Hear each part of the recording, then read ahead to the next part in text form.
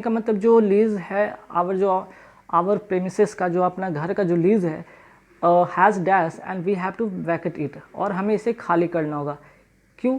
जब आपका घर का जो लीज है वो समाप्त हो चुका होगा तभी तो आप खाली करेंगे, है ना।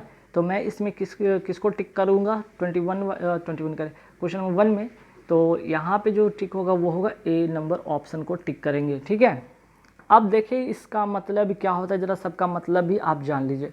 रन आउट का जो मतलब होता है, यहाँ पे नोट कर लीजिएगा, समझौता समाप्त हो जाना। ठीक है, समझौता समाप्त होना, समझौता समाप्त होना। ठीक है, नोट कर लीजिएगा, समझौता समाप्त होना इसका मीनिंग। और रन ऑफ का मतलब होता है किसी प्लेस से अचानक क्या करना, वहाँ से चले जाना। ठीक है, रन ऑफ का मतलब होता है to leave a place suddenly. ठीक है, मीन्स कि किसी स्थान से अचानक चले जाना। तो भाई अब घर में आप रह रहे हो तो कहीं आपका वो जो लीज जो समाप्त हो, जो अचानक तो आप खाली नहीं करेंगे, थोड़े वक्त लगते हैं, क्योंकि सामान जो भी होता है आपके घर में एक जगह से दूसरी जगह करने में वक्त लगते हैं, और वो आपको जो वहाँ का जो मालिक है आपको समय देता है। लेकिन यहाँ पे रन ऑफ का मतलब अचानक सा। ठीक है, और रन ओवर का मतलब यहाँ पे नोट कर लीजिएगा, रन ओवर का मतलब होता है कुचलना। ठीक है, रन ओवर का यहाँ का मतलब होता है कुचलना। ये ज़्यादातर वाहन आदि से जो होते व्हीकल होते, उससे जब किसी की मृत्यु हो जाती है तब वहाँ पे वो रन ओवर हो जाते हैं या फिर कुचला जाते, तब वहाँ पे रन ओवर कहा जाता है। अच्छा, रन डाउन का मतलब यहाँ पे जान लीजिए क्या होता है। रन डाउन का मतलब भी होता है, एक तो आपका इसका भी मतलब कुचलना होता है। ठीक है, और रन डाउन का मतलब और भी मीनिंग होता है, जैसे कि धीरे धीरे कमज़ोर पड़ जाना। ठीक है, धीरे धीरे कमज़ोर पड़ना।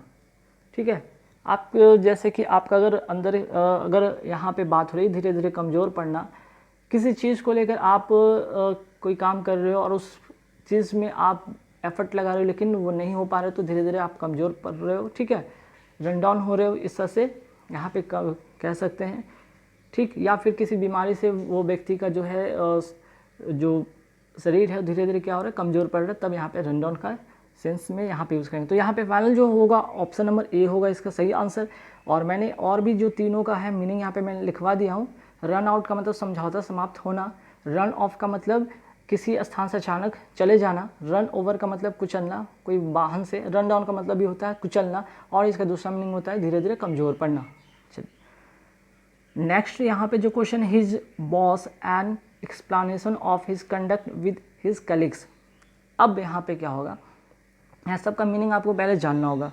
कॉल अप का मतलब होता है याद करना, कॉल अप का मतलब जो होता है याद करना। ठीक है, कॉल अपॉन का मतलब होता है यहाँ पे आमंत्रित करना। ठीक है, आमंत्रित करना। कॉल फॉर का मतलब होता है मांग करना, मांग करना या डिमांड करना। और आपका कॉल ऑफ का मतलब होता है रद्द करना। ठीक है, रद्द करना। तो देख लीजिए यहाँ पे बात हो रही है कि उसके जो बॉस है एक्सप्लेनेशन मांगे हैं अपने जो कलीग्स के बीच में कैसा सब कुछ चल रहा है, उसके लिए वो क्या करेंगे, याद तो नहीं करेंगे, आमंत्रित तो नहीं करेंगे, रद्द नहीं करेंगे, बल्कि कॉल फॉर करेंगे। मीन्स की मांग करेंगे, भाई आप लोग के बीच में सब कुछ कैसा चल रहा है उसका एक्सप्लेनेशन मुझे दीजिए। ठीक है, सी नंबर इसका ऑप्शन होगा। बाकी सबका मीनिंग मैंने यहाँ पे बता दिया। कॉल अप मतलब याद करना, कॉल अपॉन का मतलब आमंत्रित करना। ठीक है, और कॉल फॉर का मतलब होता है मांग करना, और यहाँ पे कॉल ऑफ का मतलब रद्द करना। चलिए नेक्स्ट है यहाँ पे question, he dash his departure for a week as his mother was not well. अब यहाँ पे देखिए put off, put up, put out और पुट असाइड, सबका मीनिंग पहले आप जान लीजिए तो अपने आप इसे एलिमिनेट कर लेंगे। ठीक है, देखिए यहाँ पे पुट ऑफ का मतलब होता है, याद रखिएगा, स्थगित करना, है ना। पुट ऑफ का मतलब होता है, यहाँ पे नोट कर लीजिएगा, स्थगित कर देना। ठीक है, या स्थगित करना। पुट अप का मतलब होता है, यहाँ पे नोट कर लीजिएगा, बुझा देना, बुझा देना। फिर यहाँ पे हो गया पुट अप का मतलब। अब पुट आउट का मतलब यहाँ पे नोट कर लीजिए, पुट आउट का मतलब होता है, ठीक है, अच्छा यहाँ पे पुट आउट का हो गया है, सॉरी ये जो था पुट आउट का मीनिंग मैं लिखा दिया है ना, यहाँ पे नोट कर लीजिएगा, यहाँ पे थोड़ा सा ध्यान दीजिएगा। पुट अप का मतलब यहाँ पे, पुट आउट का मतलब यहाँ पे होगा बुझा देना, ठीक है। पुट आउट का मतलब बुझा देना, और पुट अप का मतलब यहाँ पे नोट कर लीजिए, पुट अप का मतलब होता है रहने का स्थान देना या फिर कोई निर्माण करना, ठीक है, रहने का स्थान देना पुट अप, ठीक है, या कोई निर्माण करना या निर्माण करना। चलिए ये चीज़ हो गया। अब पुट असाइड का मतलब होता है इग्नोर करना, पुट असाइड का मतलब होता है यहाँ पे नोट कर लीजिएगा, यहाँ पे होगा इग्नोर करना, इग्नोर करना। इग्नोर करने का मतलब कि भविष्य के लिए कोई चीज़ बचा कर रखना है ना, भविष्य के लिए बचाकर रखना, ठीक है।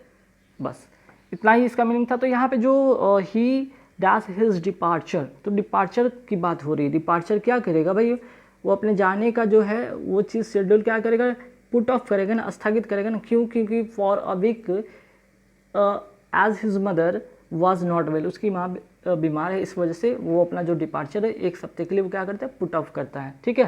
पुट अप का मतलब होता है निर्माण करना या रहने का स्थान देना। पुट आउट का मतलब होता है बुझा देना। पुट असाइड का मतलब होता है इग्नोर करना या भविष्य के लिए बचा कर रखना, ठीक है। चलिए नेक्स्ट क्वेश्चन है यहाँ पे, his friends dash to him for guidance in financial matter. अब देखिए उसका जो फ्रेंड है अब क्या करेगा भाई, उससे गाइडेंस मांगेगा, किस में, तो फिनेंशियल मैटर में। तो यहाँ पे क्या होगा, तो हिज फ्रेंड्स क्या होगा यहाँ पे, लुक एट होगा, ठीक है। लुक एट मतलब निर्भर रहना, ठीक है। लुक एट का मतलब यहाँ पे नोट कर लीजिएगा, निर्भर रहना, ठीक है, या उसके तरफ उस पर निर्भर रहना यहाँ पे कहेंगे। इसका सही आंसर होगा कि his friend look at to him, उस पर निर्भर है, फॉर किस लिए, भाई गाइडेंस इन फिनेंशियल मैटर, ताकि वो उसके फिनेंशियल मैटर में वो गाइड कर सके। अब यहाँ पे बच गया लुक ऑन, है ना, लुक ऑन हो गया, लुक एट हो गया। तो लुक ऑन का मतलब होता है निगरानी रखना, ठीक है, किसी चीज़ पर निगरानी रखना, ठीक है, ये हो गया। लुकअप का मतलब यहाँ पे नोट कर लीजिएगा कि लुकअप का मतलब क्या होता है, प्रगति करना, प्रगति करना। चलिए, और लुक डाउन का मतलब यहाँ पे नोट कर लीजिए, नीची निगाह से देखना, नीची निगाह से देखना। चलिए यहाँ पे आपने नोट कर लिया होगा, आई होप कि सारे वर्ड आपके लिए काफ़ी इंपॉर्टेंट होंगे और उसका आप नोट कर लीजिए, स्क्रीनशॉट ले लीजिए। चलिए नेक्स्ट है कि he dash to be sharper than all his brothers and sisters. अब यहाँ पे पहले सबका मीनिंग आप जानिए, तभी जाकर ये होगा। टर्न ऑफ का मतलब क्या होता है, टर्न ऑफ का मतलब होता है डिस्करेज करना, ठीक है। डिस्करेज करना मतलब कि हतोत्साहित करना, ठीक है। टर्न डाउन, ठीक, यहाँ पे एक वर्ड आया, यहाँ पे क्या है, टर्न डाउन। टर्न डाउन का मतलब नोट कर लीजिएगा, अस्वीकार करना, अस्वीकार करना, या फिर इसे कहेंगे रिफ्यूज करना, है ना, रिफ्यूज करना या अस्वीकार करना। चलिए इसका तो हो गया।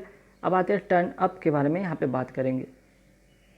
टर्न अप, ठीक है, यहाँ पे टर्न अप का मतलब होता है कहीं पहुँचना,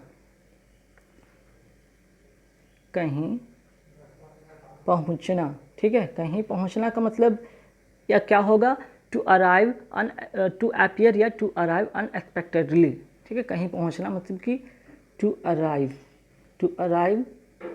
अनएक्सपेक्टेडली, ठीक है। चलिए यहाँ हो गया। अब टर्न आउट का मतलब होता है अंत में साबित होना। तो आंसर इसका ये होगा, डी नंबर ऑप्शन, नोट कर लीजिएगा, अंत में साबित होना। कहने का मतलब कि he turn out to be sharper than all his brothers and sister. अंत में साबित होता है कि वह अपने भाई से और अपने बहन से काफ़ी शार्प है, काफ़ी तेज है। ये जाकर अंत में साबित होता है, अंत में पता चलता है। चलिए आगे बढ़ेंगे सवाल पे।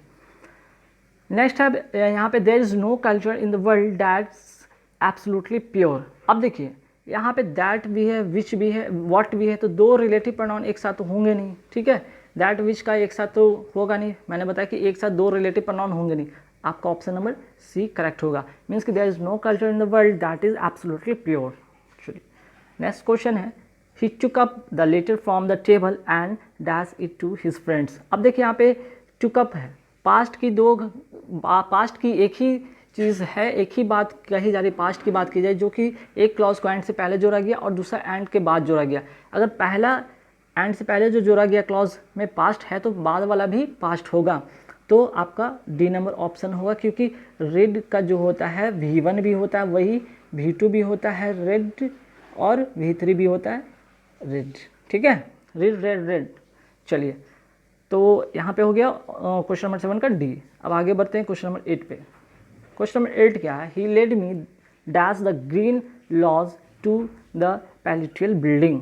अब यहाँ पे देख लीजिए बात हो रही है बिल्डिंग का, ही लेड मी है ना, he led me dash the green lawns to the palatial building, मतलब क्या होगा यहाँ पे अलॉन्ग होगा, ठीक है। ही लेड मी अलॉन्ग, वो मुझे जो पैलेट्रियल बिल्डिंग के था, लॉ का जो पैलेट्रियल बिल्डिंग था उस जो था उसके साथ साथ मैं गया, ठीक है। ही लेड मी, उसने मुझे ले गया along the green lawn to the palatial building, ठीक है। अक्रॉस नहीं होगा, अपॉन नहीं होगा, अबाउट नहीं होगा, अबाउट की बात नहीं हो रही, किसी बिल्डिंग के आप मीन्स की बगल से जा रहे हो तो उसे कहते हैं, या किसी मीन्स की पेडेस्ट्रियन के बगल से आप जा रहे हो, किसी रोड के किनारे से जा रहे हो, या किसी नदी के किनारे जा रहे हो, तो वहाँ पे अलॉन्ग का यूज़ होता है, ठीक है। चलिए आगे बढ़ते हैं। नेक्स्ट है यहाँ पे कि the ship with all it's crew lost after the terrible storm. यहाँ पे क्या होगा, सबसे पहले आप जाने कि यहाँ पे लॉस्ट है, जो कि क्या है यहाँ पे V2 है। अगर ये V2 है तो हैव होगा नहीं, हैज़ होगा नहीं, चूँकि प्रेजेंट में। अब बस ये आपके पास वर और वॉज।